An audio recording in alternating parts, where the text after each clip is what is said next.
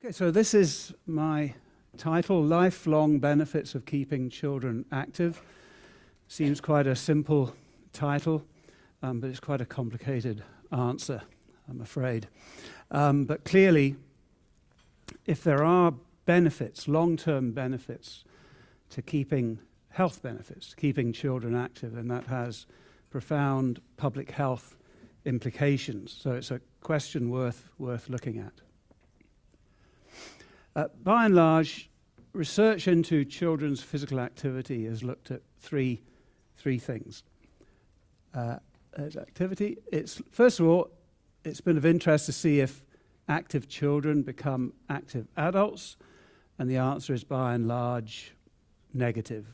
There's no real tracking of physical activity, so that's that one dealt with. The other one, of course, is does childhood activity influence childhood health? And I'll touch on that because obviously it has implications for adult health as well. And there's a fair bit of evidence for this. And then the main question I've been asked actually is childhood activity influential for adult health? So before we look at those, we sort of have to put this question, childhood activity, adult health, in a sort of a context. And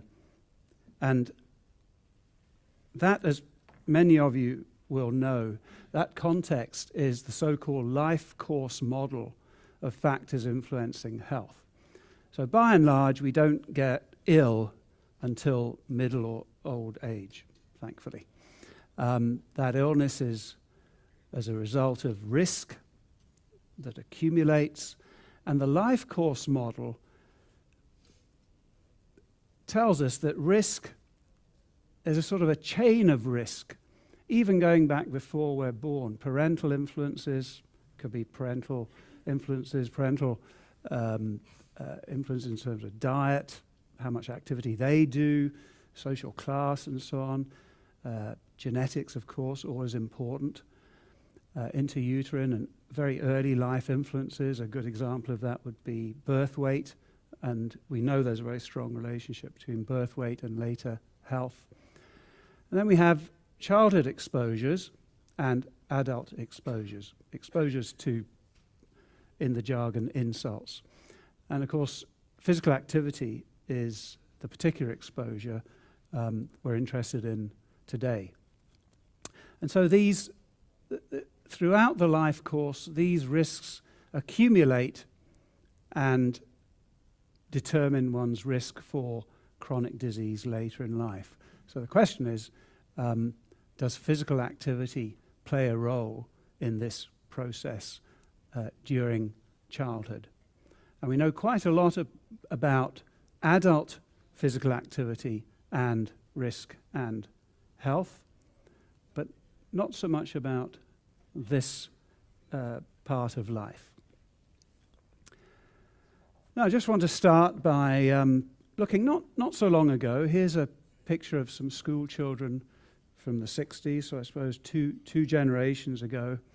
And it's a pretty typical picture. Some of us older members of the audience will remember this kind of photograph being taken. And the main thing for me is that they're all pretty slim. You know, they all look, I can't see any obese children in the photograph. And even more striking, both the teachers are slim as well. And I would suggest that if you took a photograph, similar photograph from current school days, you'd see a very different picture. We know that there's a good chance that one of the teachers would be overweight and obese, and about half the children as well. Now, that's interesting because children in the 60s actually used to eat a lot more food. Here are calorie intakes across the decades. And you can see there's been quite a precipitous drop in food intake, energy intake, by about a third for boys over the last 40, 50 years. So that's a paradox, getting fatter, but they're eating less. But the main thing that this slide indicates is that children are obviously getting a lot less active as well, because calorie or energy intake is very closely linked with energy expenditure. So that's one interesting fact over the last 20 or 30 years. Children have become a lot less active and are eating a lot less as a result. Corresponding with that, over the years, children have become a lot fatter. And here are the sort of, more or less the same sort of decade by decade. And you can see for US children, and this is the percentage of children who are obese. We'll just concentrate on boys. It's pretty much the same, boys and girls. And you can see up until about 1980, there's a very small proportion of children were counted obese. And suddenly it jumped in the mid-80s, and it's continued to increase ever since. And why is a difficult question to answer, but personally, I actually remember the introduction of the first PC by IBM in the mid-80s, and of course with that came all the gaming and all the rest of it. So I'm pretty sure it's something to do with increased sedentariness, less physical activity around this time. Now, something that's happened to our children as a consequence of these changes are changes in physical fitness. Now, on the good side, children over these decades have got bigger and stronger. So things like speed and power have actually been increasing until relatively recently. But aerobic fitness, as children have got fatter, aerobic fitness has plummeted and probably has continued to fall here. So we have increases in sort of muscular fitness, decreases in aerobic fitness. And of course, aerobic fitness, by and large, is the one that's most associated with health. So our children seem to be fatter. Well, they are fatter, less fit aerobically, and less active. And probably this is the main driver for these other two as well. So the question is, are there any health consequences for these changes in childhood? And there are lots of studies in this area, but the main three areas that have been looked at are CHD, risk, obesity, and bone health. And if you want a good review in all of these and other areas, psychosocial and so on, this is an excellent review you can go to. So let's just run through these, and I'll just be talking in generalization. So as far as cardiovascular, CHD, risk is concerned, it's reasonable to say that there are moderate relationships between physical activity and cardiovascular risk. And this is quite a good way, clustered risk, metabolic risk, quite a good way of looking at things. But it seems that it's only this is quintiles of physical activity. It seems that only the very fittest children, the 20% of children that are most active, have a significant reduction in risk. It doesn't really matter how you look at this. So there's a relationship, but it's not, in my opinion, it's not a particularly strong relationship between CHD risk and physical activity in children. There does seem to be a pretty consistent relationship between physical activity and obesity, these are various studies, major studies that have looked at this, whether it's moderate to vigorous physical activity, and there's the average. These are odds ratios for being obese, so it looks like about 0.7 or 0.6 relation with physical activity, or vigorous activity, same thing. There's an inverse relationship between the amount of activity and the risk of being obese. Not much relationship with sedentary behavior, for those of you who are interested in that. Now, exercise and bone health has been another area that's been extensively looked at in children. And a lot of you will be very familiar, because I know your background, you'll be familiar with the mechanostat theory, which basically says that bone adapts to physical activity, Wolff's law and so on, much like muscle does. Now, bone growth is most rapid in childhood and early adulthood. And then it sort of levels off, and there's a gradual decline into old age. And if you're unlucky, the decline in bone status is such that you cross a sort of fracture threshold and you increase your risk of breaking a bone as a result of a fall, usually a fall. Now, the question has been asked, if you can increase bone density, bone size, during this period of rapid growth through exercise, could you, as it were, develop a bone bank which would then last you throughout life and delay or prevent the risk of fracture? And a lot of work has been going on in this area in children. And it seems that bone is indeed very plastic during childhood. There have been lots of different ways of looking at this, and that physical activity during childhood, whether it's sports activity or general activity in whole populations, there seems to be a relationship between the amount of physical activity, particularly vigorous activity, particularly around the pubertal stage, and bone growth. And there have been a few interventions, because of course interventions are the sort of gold standard, and there have been some school-based interventions, funnily enough, often in Canada, and often involving sort of jumping activities during school breaks. And these have also proved to be effective. How culturally transferable they are, I don't know. I mean, certainly in the UK schools, Irish schools, if you suggested that children should give up their break to do a lot of jumping around rather than smoking the cigarettes around the back, I think you'd be in trouble. So anyway, it does work, but I'm not so sure of the practicality.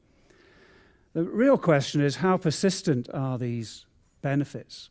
And should we really, knowing what we know about form and function, basic biological principles, should we really expect any increase in bone as a result of increased physical activity in the first 20 years of life to still be there 40 or 50 years later when you need it? And frankly, it doesn't make a lot of sense to me. Oops, sorry. Now I may, yeah. So just to summarize the relationship physical activity and health, there are inconsistent associations with coronary risk factors, consistent associations with fatness. They're pretty consistent associations with bone status, but as far as disease outcomes in children, well, children just don't get fractures, they don't get coronary heart disease. So the answer is no, there are no relationships with disease in children. Nevertheless, because of that model, that life course model, it's interesting to ask, well, can we improve the health status of children by physical activity interventions? And I have to say the consensus so far is that for physical activity interventions to be effective, they have to be pretty intense. Children are by and large healthy and relatively fit. And to improve their health and to improve their fitness, you have to be pretty intense about it. And a couple of, generally they're school-based because you need a lot of control over children's physical activity. And a couple of good examples are a Norwegian study in schools, relatively small study, and a much larger study here in Denmark, carried out by Niels, one of the speakers following me, involving daily PE. So these are children who had 5 or 6 hours of extra physical education supervised by teachers, and results were generally pretty positive. The big question is it worth it? I mean, improving children's health at 14, 15, is it going to make any difference later on when we need it? So, on to our main question. Will physical activity in childhood influence adult health? As far as cardiovascular risk is concerned, there's very little evidence. There's some evidence from Finland that some of the indicators of cardiovascular disease, like intermediate thickness, may be related to early childhood exercise, but there's really very little other evidence that childhood activity influences cardiovascular risk. Does childhood physical activity influence adult obesity? I can't find any evidence. May be wrong, but I can't find any evidence. Bone health in the medium term is possible. Some of these studies have followed on the children who accumulated bone into their, I guess, 30s, maybe early 40s, and there seems to be some residual effect, but it seems to be going in the wrong direction. So that by 50 or so, the studies obviously simply haven't been done yet that have followed children who have accumulated bone at the age of 15 up to 65, 75, when fracture risk is at its highest. That hasn't been done and is probably not likely to be done, frankly. But there's some indication that it might last at least for 15, 20 years. So longer term evidence is weak.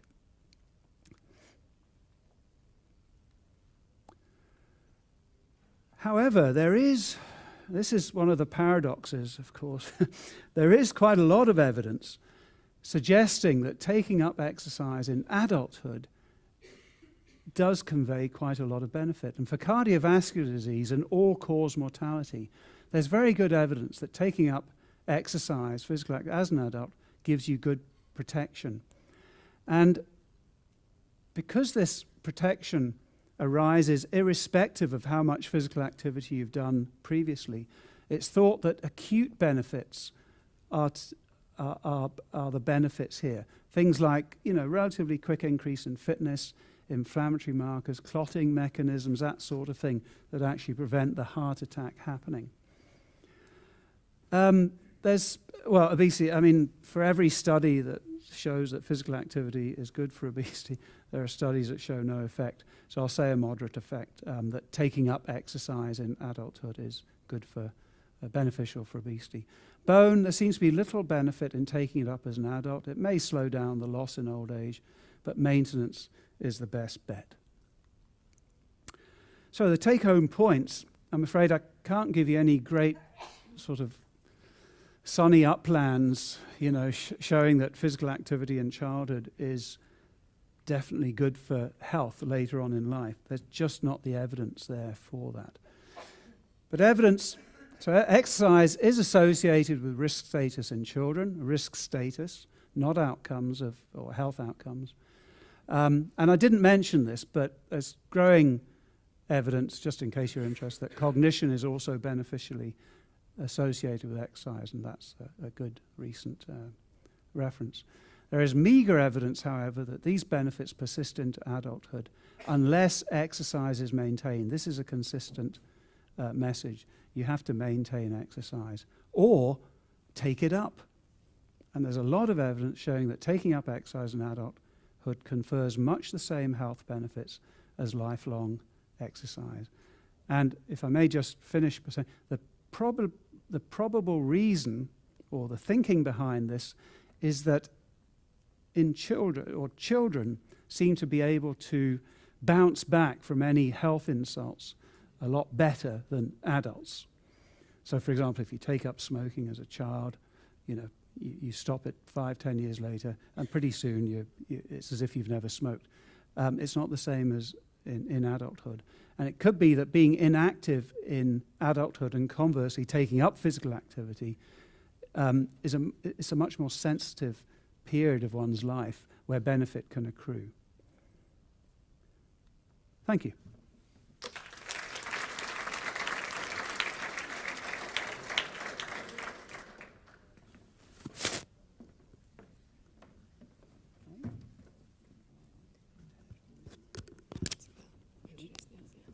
Thank you very much, Colin. As I said, we'll take questions in a discussion format at the end. A very nice opening talk setting the stage for our discussions today on physical activity in youth. And our next speaker, as Colin mentioned, is Niels Wedderkopp, who has done a lot of work on physical activity in youth, particularly with the CHAMPS cohort. And he's going to be talking a little bit about the highly active and some of the potential risks associated with being very active during youth. So over to you, Niels. Thank you. Can everybody hear me? No problems? Good. Now just need to get my slides up there. But I can start by saying that I've looked into injuries, that's correct, but I also have another role here, right? Because my PhD was actually in cardiovascular disease risk factors. Colin was actually part of an advisory board back then already, part of the European Youth Heart Study, and that was where I did my PhD. So I actually have two roles here. And my first take on this was actually too much activity in children. That's not possible. But then I have another role. I'm also a orthopedic surgeon, sports physician, and I see children, that's one of my specialties, I see children with injuries. And there I have another take on things, I'll say, and I'll come back to that actually. There are some things there. So where we start out, Colin gave a really good speech here on, but we might as well stop here now, right? What does it matter of physical activity in childhood? Well, it doesn't really matter. Well, I'm not quite sure. We know that diseases like type 2 diabetes is closely related to obesity. Actually, 1/3 of obese individuals seems to get type 2 diabetes. Type 2 diabetes is, to me, one of the worst diseases at all. That's one of the ones I'm really afraid of, right?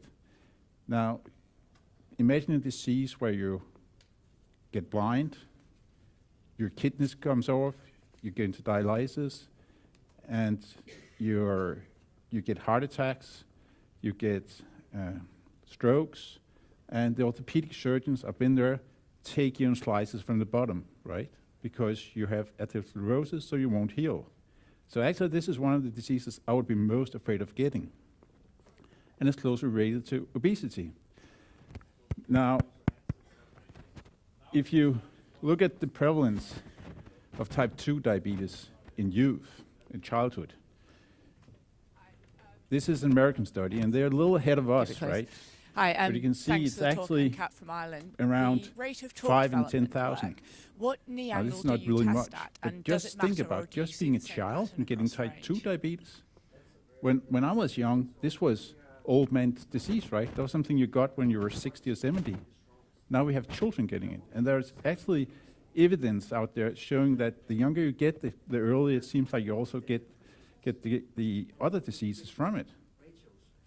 Now, if you kind of put this into Danish picture, now if you took the numbers directly, it would be 250 to 300 children in Denmark.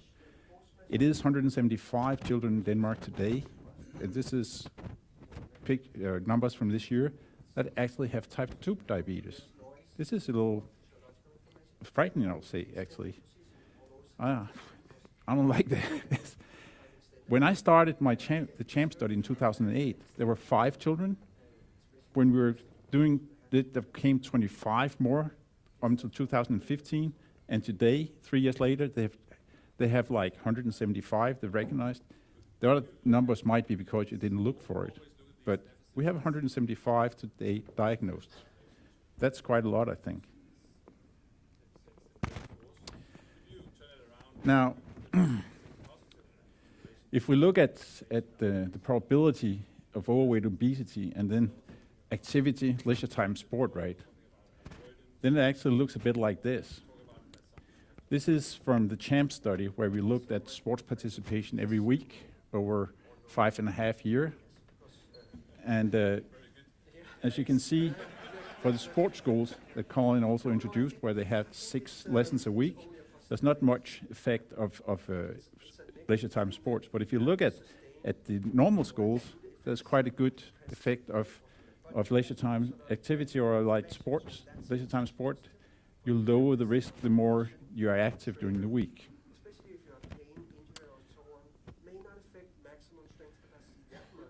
On top of that, we actually looked at how many children needs to do this to really have an effect on or prevent one case, both for the schools, sports schools, and for the leisure time activity. And the thing is that only around 9 children need to go 2 times a week to leisure time sport to prevent one case of overweight or obesity. 17 to 18 children need to participate or need to attend sports schools. You say, oh, well, that's quite a lot. Yeah, well, if you look in Denmark, Thank you very much. Looked at, there were like 3. A lot of your children testing in has a been class on that were the overweight obese. concentric contractions. Now we during actually the with RFD. 18, we have the Isometric, problem in the schools. How much do you think that's- reflexes we can do play a something. part, especially during the And more the mobile take-home actions message from within this one the is ability for the by hamstring to reducing prevent that obesity, extension? reduce type 2 diabetes, right? So then we come to activity in general. How much do children move? Colin had a little bit on that, right? So if we look at in Denmark, primarily, this is a little arbitrary actually, but this is counts per minute. We used accelerometers. We did this 4 times in CHAMP study, and they're wearing the accelerometers for a week. And this looks, well, we can't say much, but you can see we have a lot of children and we have a lot of measurements. If you look at the number of children or proportion of children living up to the 60 minutes a day, it's not really that great, right? Grade 1, where the children are 6 years old, it looks okay in boys, close to 90%, around 60% in girls. But now if you go another 5 years ahead, it's only 1/3 of the children reaching 60 minutes a day and 60% of the boys. So there's a decline all the way, actually. Now, if you then look at the kids that are doing leisure time sport, we actually get a pretty good idea that it's good, because only once a week in playing soccer, you will increase your odds with 3 for actually reaching 60 minutes. And do you do more than 4 times a week, you have 14.5 times the odds of doing it as if you didn't do leisure time sport. Handball is a little different. There it seems like you need to really do something like more than 3 or more times a week to reach it. It's a little different sport, but it still matters. This is internationally. This is from the ICAT, the International Children Accelerometer Database, where there are accelerometer database with risk factors from several countries. And I worked a bit with them, but this is from Cooper et al. That published this in 2015. And as you can see, very few places in Europe or in the world do children today actually reach, or a majority of children reach, the 60 minutes per day. So as Colin said, it's going the wrong way. It's actually going the wrong way. And if you look at it across age, right, the top one here that you see is amount of moderate to vigorous activity, the type of activity we like them to do, and it lowers by age, right? So it's not really, and if you look at it down here, this is sedentary, this is sitting down, this is increasing, like huge increase. I don't know if it's the computers or what it is, but it's really bad. Now, does it have consequences to be highly physically active? Now, if we look at grown-ups, this is from the Olympic IOC's consensus statement on load in sport. Now, if elite, they say it goes like this, so this shouldn't really be dangerous for elite to do this, right? But if you look at normal people, the higher the load, the more you do, the more likely you are to get an injury or you are to get a disease of some kind, right? So there seems to be a message here that there can't be too much. There are some people that have too much. Now, if we look in Denmark then, what type of things are kind of giving injuries? When we're talking about disease and injuries here, we are also saying, like, and here we see that actually the sport seems to be the thing, because if we look at it compared to physical education in school, there's actually 10 times the incidence, 10 times the risk for getting injury when you do leisure time sports compared to when you do physical education in school. And if you look at the leisure time physical activity in general, it's also something like either double or more, 3 times as high a risk. So there might be a risk of being highly physically active, organized here. Seems like it's more safe to do it in school or to do it just leisure time, like playing around. We did this in CHAMPS. This is part of CHAMPS study also, where we sent a text to parents every Sunday for 5.5 years actually, asking if their child have had any problems, musculoskeletal problems the last week. If they had musculoskeletal problems, we called them Monday. If they still have problems, we did a clinical examination during the next 8 to 10 days.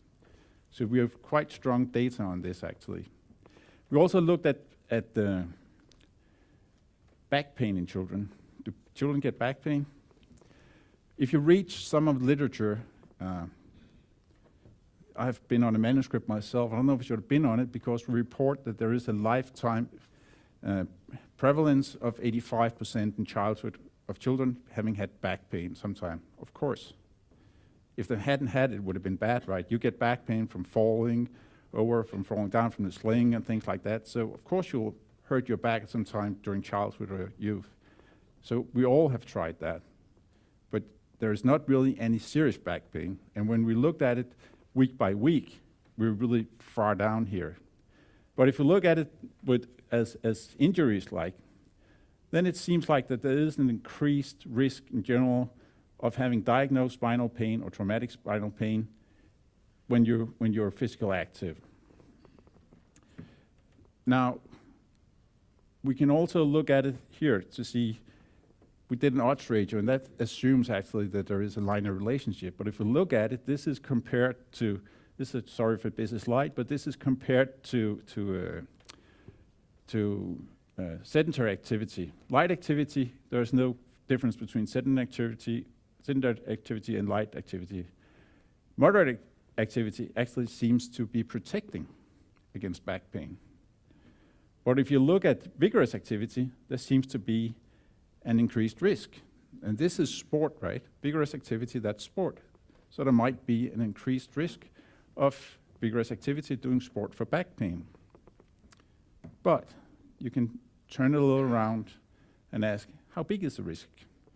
Well, in reality, there is a relative risk, say, of 1.75 if you increase your vigorous activity to the double of what you used to. And you need to have 23 children doing this until you have 1 child getting back pain. So is this a risk? Well, we can discuss it, but maybe not. Then we can look at overuse injuries in children. We were actually the first to be able to kind of look at overuse injuries because we look at the children every week. We were able to quantify it. Now, if we look at the last 5 weeks of soccer and handball, the reason there's only soccer and handball, we asked for more sports, but the reason that this is the only one there is that there was not enough doing the other sports. So to be able to say something really in here is, you can see in soccer, the odds ratio increases nearly linearly, up to around 4 when you do more than 15 sessions of soccer during the last 5 weeks. And it's the same, it's not the same in handball. Here it just seems to be dangerous to be playing handball. So, well, if you just looked at the World Cup last week and saw what happened there, I kind of agree, it is dangerous to play handball. And if you look at it also, we've been using the same technique of SMSs and text in soccer, young female soccer players. There seems to be, if you look at the level of play, low level, medium, or high level, there also seems to be an increased risk from low level to high level. So again, it seems to that the more you're active, the higher the risk of an injury. Another thing that's coming up now is like specialization, right? When I was a kid, I used to play handball in winter, and then I played soccer in summer, and I maybe tried a third sport also. Children don't do that today. A lot of children start soccer at 6 or 7, and then they keep on going, not trying anything else. It's an all-year-round sport today. So this is what we call early specialization. Now, does this matter? There's not much literature on this. No really good studies, I'll say. But there are some. This is from a study published in 2017, and there seems to be an increased risk the more specialized you are all across the spectrum of injuries. And others have kind of looked at this earlier and find something like it too. And also, if you practice more, they put more hours per week of organized sports than age, it's also a risk factor.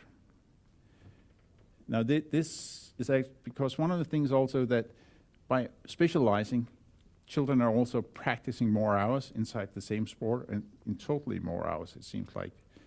And it's also one of the reasons in Denmark, it's one of the reasons that children stop playing sport when they reach age 12, 15, because if you're not one of the best, if you're not on the best team, you're not really prioritized in your club. And when children see that, they kind of quit. So that's another problem about this here. At last, I have actually brought 2 cases to illustrate the type of injuries that I see in my clinic where I started. Same case is high physical activity a risk factor.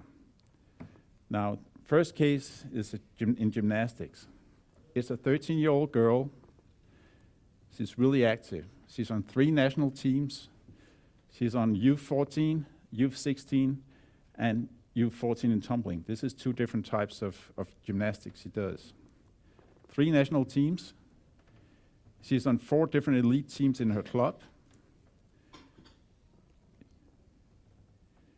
She practices 8 to 12 times a week, plus she goes into competitions. Now she turns up with pain in both her ankles and feet, especially when jumping. But more or less the last 3-4 weeks, it's gotten more constant. Walking, running. The only time she does not have pain is when she's off her legs, right? Now what we did there was, she was clinically direct and indirect pain in both, or sore in both her ankles. Ultrasound I did on her showed joint diffusion bilaterally, synovitis. X-rays showed really no pathologies, but MRI showed distal tibial epiphysealizis. So she had actually broken both her legs doing gymnastics. She had massive bone marrow edema around the physis bilaterally. On top of that, she had impingement of her ankle joint capsule bilaterally, and she had what gymnasts I think call suck ankle, which is that you get a bony prominence on your talus. So every time you dorsal flex, your joint capsule will impinge, and you'll get increased problem there. So she was really hurting. Took her off her feet. The good thing with epiphysealizis is that in this age, they'll heal 2, 3, 4 weeks. She was ready to start running, but today she's out of elite. She does it a little bit for fun still, but she's out. The second one is in European handball, 16-year-old boy. Elite youth, 16 and 18. In addition, because he's as good as he is, he sometimes plays on the senior Premier League team in the club. He's playing back. He's been playing for 10 years. He's 198 tall. He weighs 94 kilograms. And this guy is not overweight or obese in any way. He's ripped. So really well trained. Training 6 to 8 times a week, with the team 4 times, weight training at least 2 to 4 times each week. He now shows up with low back pain. I had it some time, especially when he's up jumping. You know, when you up jump shot, it's actually like a whip. The whole body goes, and the last thing that comes is the arm. So you put quite a lot of strain on your low back there. Then, of course, when you're tackled, these guys, the defenders are the same size, right? So when you have 2 people around 100 kilograms hitting each other, some things often happens. He's been slowly emerging, he's getting worse, he has problem with training and playing games. Now, clinically, he's severely sore at the L5-1. He has pain on extension and flexion in all directions, and there's nothing, no neurology on him, right? So, X-rays shows nothing. I usually don't do X-rays on these, but MRI shows massive bone marrow edema in the pedicles of L4, meaning that he's just about to get an alcolysis. No cortical fractures yet, luckily. He has disc herniations and disc degeneration on 2 levels. He's 16-year-old. So, looking at that was what I just said. The conclusion here would be, yes, there is such a thing as too much physical activity. Elite sport seems to be not to be healthy, and increased participation on all levels of increased risk of injuries and severe injuries. Therefore, active injury prevention is imperative in all sports also here. But in general, children and youth are not very physically active. And very few get serious injuries that prevents future activity. When you look on all the other types of sports, you don't look at elite. So children should in general get more active. Okay, thank you. That was.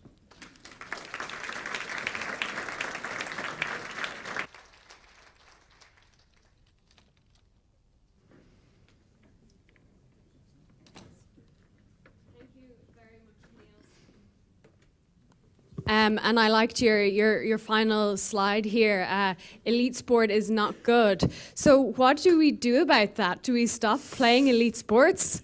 That's not really fun for anyone.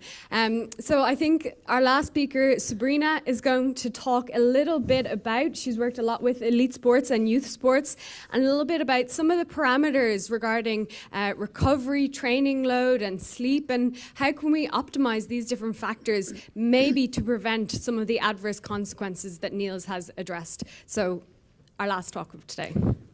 Thank you very much. Can everyone hear me? Is this working? Yeah, okay.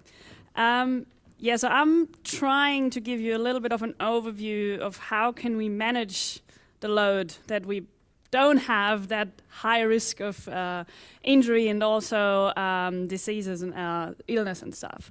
As it's, for me personally, it's actually 3 different topics. So I just want to briefly show you what I'm going to go into now.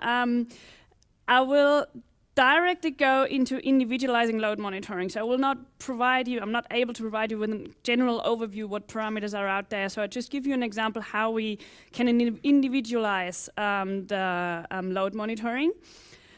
Then I want to show you a bit why sleep is is important for recovery and why we should consider sleep when we monitor training load.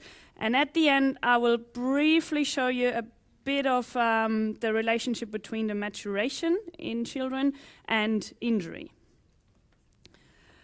So first of all, when we give training to our kids or to adults, we usually come up as coaches with a training plan. That's a specific dose I want to put on my athlete, which then results in an usually individual physiological and psychological response. And it's very important to understand that this response in an athlete always results in a negative component, which is fatigue, acute fatigue, or in situations like training camps, even overreaching, but also in the long term in a positive component, which is then an adjustment in fitness, so training adaptation. So we basically also need to put fatigue on athletes to actually have them getting better. And that at the end results in overall performance. So we can divide load monitoring into external load parameters, which is basically the dose, and internal load parameters, which is the response, individually physical and physiological response. As already mentioned, I today want to more focus on the response to a specific dose and how can we adjust for individual reactions. So generally, when we want to get information about the fatigue status of an athlete, the absolute gold standard would be a sport-specific performance test. If our sport-specific performance is reduced, we're pretty sure this athlete is fatigued. But obviously, for numerous reasons, this is not suitable for routine assessment. If we take a cyclist, this would require a 20K time trial to assess if someone is fatigued. That further induces fatigue, we would generally use a taper or need a taper phase to actually have maximum performance. And in some sports, we don't really understand or we don't really know what is actually sport-specific performance. If we talk about handball or if we talk about football, what is football performance? What is handball performance? So we're always looking for valid, reliable, and practical indicators to estimate the fatigue status of our athlete. And there are numerous parameters out there, from heart rate variability, heart rate measures, subjective wellness, and so on and so on.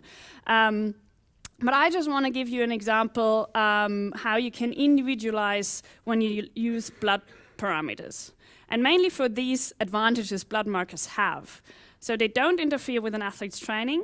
They usually are not at risk to increase fatigue any further.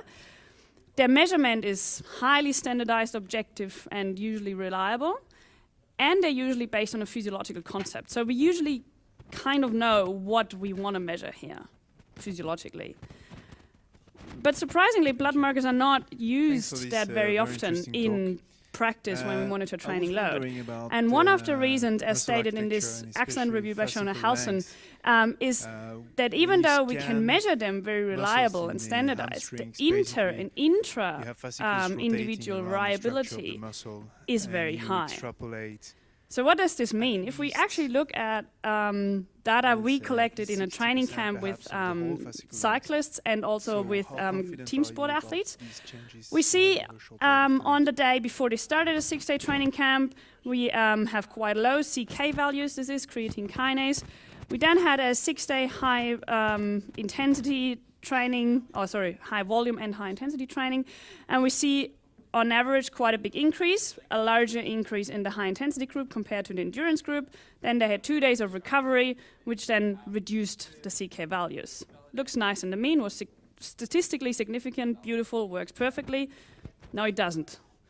Because if we look at the individual responses here, and they all came into our lab with a similar amount of training history, with I think at least 3 days of recovery before, we see that we already have a high variability in the baseline values. So already at the beginning, they varied a lot. And then we also had a high variability in the response. So if you see that some of the athletes have a high increase in CK, some even decrease their CK after a training camp, and in some athletes, nothing happens. So this results into large clinical ranges we have for mean CK values, which then gives us a big uncertainty when we want to judge an individual's fatigue status at a specific time point when they come and say, I feel really fatigued from training. We don't really know for this individual which value will actually show that they are fatigued. To a team that may be training. So one of my colleagues came up with what I think is a brilliant idea, with a recovery passport for athletes. So she basically used the same statistical approach like the biological passport in anti-doping, which you might have heard about. So they use repeated measures and then create an individual range for a normal value or a normal range for a specific athlete. The only difference with the recovery passport is we actually need 2 ranges, one for normal recovered and one for normally non-recovered. Without going too much into the statistical approaches, but this is how it looks like. So we basically use a group-based reference range, which can be, for example, CK values you have measured in your lab for the last 5 years with athletes. So it's already the group of athletes. And we then measure in defined fatigued and recovered status or recovered situations very often, or at least 5 times. So we get a range and then we repeat that measurement. And the more we measure, the more specific and the more sensitive we're getting in evaluating a fatigue status. To show you a little bit that even if we do that, not every parameter works in every athlete. This graph looks a bit complicated at the beginning. You see 10 athletes down here, which is called subject ID. And the number 1 here always marks the recovered state, and this is the fatigued state. And every blue box is 1 athlete. Every red dot is 1 measurement. And if we look into athlete number 1 and athlete number 9, we see that the recovered values are way lower compared to the fatigued values. So they show quite a good difference in the CK values in these different status. But when we look at athlete number 4, the values actually overlap. So it seems that this parameter might not actually work for this athlete. So we should probably look for something else to individually estimate the fatigue status. We have been now using this approach for about 2 years, and this is an example how it then looks into practice. So we see every green dot is a measurement in the recovered state, every red dot is a measurement in the fatigued state. As you might have expected, the range in the fatigue state is way larger than in the recovered state because fatigue is more variable, and the training to induce fatigue does also vary. But we can see that we have quite a good difference between the recovered and the fatigued values. And even though I showed you an example where it didn't work in the majority of athletes, at least when we have a high amount of muscle damage induced in the sport, CK works very well with this individual approach. Obviously, blood parameters only show us one side of the whole fatigue status, so what we additionally include is subjective ratings. So this RSS stands for Acute Recovery and Stress Scale, so it's a subjective wellness scale. The athletes tell themselves how fatigued they feel. This is session RPE, so it's an overall estimate of load, and here we have CK, and we created a range for every athlete from green to red, and every day we can see where in their areas are they. Obviously, we are not measuring blood every day. This is only for the subjective wellness. The blood is only measured every couple of weeks.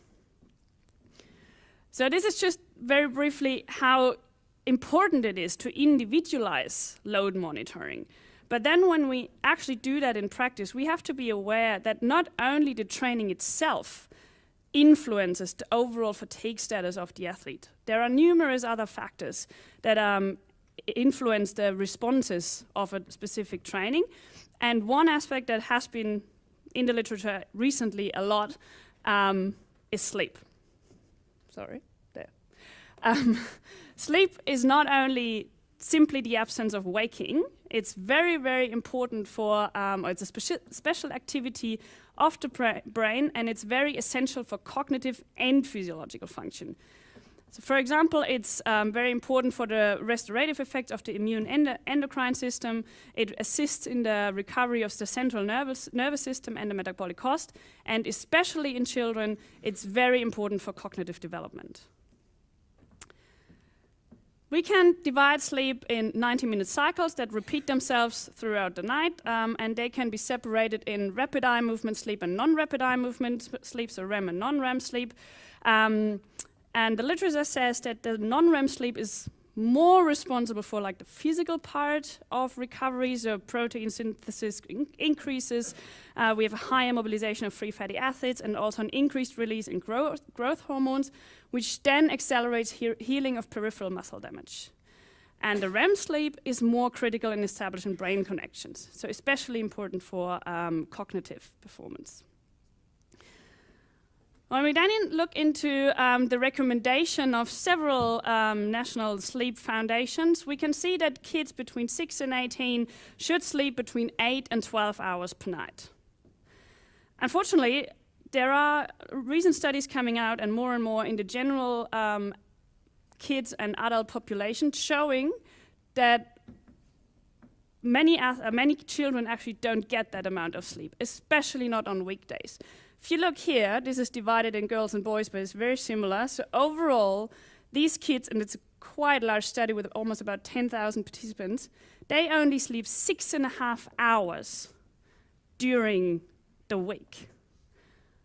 On the weekend, it's a bit better, it's 8.5 hours. But this results into a shift of a sleep-wake rhythm between the weekdays and the weekends. And have that in mind, because from shift worker studies, we know that this is actually not healthy. And this is not only the only study that recently has shown that a lot of children don't sleep enough during weekdays. If we then consider that a lot of athletes or a lot of kids actually do sport and do highly elite sport, where does sleep fit in that whole process? So when we train, we start with a specific performance. After a training session, we usually fatigue a little bit, so performance goes down. And then after a certain phase of recovery, performance goes up, and we should be better than before. And that's where we usually sleep. So in that phase where our body adapts to the training we put on an athlete, a lot of athletes sleep. And if we then consider, and here we see studies from estimating sleep duration in the normal population, in Olympic athletes and in team sport athletes, especially Olympic athletes seem a lot don't sleep enough. But I have to be careful with this because I'm not sure if there is actually a difference between Olympic athletes and the data I showed you with the general population, because a lot of young kids, for example, when we take sports like swimming or gymnastics, they're very, very young when they're getting into a highly elite level. So it might be the same population. So we might have the same problems as in the usual population as well. But on top of that, we have so-called worst-case scenarios in athletes. And one of them is sleep before competition. This was a questionnaire study from Australia with about 150 athletes, and they observed that we have increased sleep disturbances before competition, which results in a reduction of sleep of up to 60 minutes, and we're definitely below the recommendations in these situations. So here you see about 80% of the athletes reported they have problems falling asleep before competition. As a reason, probably not very surprising, they say they're nervous and they feel an increased physical and mental stress. Interestingly, about half of them say they don't think that influences performance on the next day. So the majority of them, also more than 50%, doesn't have a strategy to actually cope with that. Another worst-case scenario is sleep after competition. So this is a study we conducted with German football players, and we monitored their sleep over a period of 4 weeks. And generally, German football players sleep enough on normal training days. They sleep 9 to 10 hours, which I think is definitely enough. But we have a big problem on game night, on night matches. So we have about 4 to 5 hours on average of sleep when they had a night match. So you can assume that when they go to bed after a night match, it takes a while until they go into the hotel, then they have adrenaline and they either really frustrated because they lost or they're really happy because they won. And so we also have a decreased perceived recovery on the next day. And then we repeated that study over a longer term with some colleagues from Portugal, and we monitored sleep in an elite football team over a whole season. And in that team, we even saw on normal training days, they only slept 6.5 hours, which then got even worse on night matches with 5.5 hours, but you see the large standard deviation of 1.5 hours. And this was actually actigraphy, so not self-reported. We actually monitored them with actigraphs. And in Portugal, they actually have, compared to Germany, a lot of night matches. So the majority of the games are actually with a kickoff time between 7 and 9 p.m. So that raises the question, do we have an accumulated negative effect over the course of a season? And to understand that, I first want to give you briefly an idea what actually happens with performance when we're sleep deprived. So there are quite a lot of studies looking into total sleep deprivation. So we haven't slept at all a whole night. And that clearly decreases performance. So endurance performance, strength, and speed are all decreased if we don't sleep the whole night. That also results in an increase in perceived load, and this is quite speculative, but as I mentioned before, the non-REM sleep is very important for restoring metabolic cost. We have an impaired availability of energy, also reduced neuroactivity and muscle activity. But not sleeping a whole night probably doesn't happen that often, right? Also in an athlete's life. So what happens if we have partial sleep deprivation, which means we only sleep 4 or 3 hours instead of 6, 7 hours? Also then, we have a reduction in peak performance and cognitive performance, which for some sports is really important. And the reason for that is most likely that when we have partial sleep deprivation, we usually use our REM sleep. So the non-REM sleep mainly happens in the beginning of the night, so we usually get that, but we don't get our REM sleep, which is important for cognitive performance. So the main question for us is, can we actually change that? Can we help athletes to fall asleep in situations before or after a competition? So what we did is a study with 2 football teams in a randomized crossover design with a friendly match kickoff time 8:45. And in one situation, we induced a so-called sleep hygiene intervention, which means we told the guys to go to bed as early as possible, took away their phones, turned off the lights, took away the TV. They loved us. And in the other condition, they were allowed to stay up until at least 2 a.m., which is the average bedtime which we observed in our previous studies after a night match. What we found is, first of all, yes, we increased sleep duration. They slept almost 2 hours more when they had the sleep hygiene intervention compared to no sleep hygiene intervention. But the question is, did we actually increase sleep quality? And I would argue probably not, because we had a significantly larger sleep onset latency, so time to fall asleep. And they also have been awake more often during that night compared with the no sleep hygiene strategy.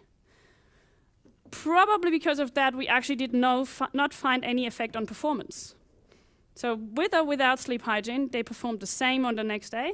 And what I personally found more interesting, even perceived recovery was not influenced by our sleep hygiene strategy. So this leads me to 2 assumptions. First, in an acute setting, it might not really matter if we lose 2 or 3 hours of sleep. But if we have situations where this happens more often, inducing a sleep hygiene strategy once probably doesn't help.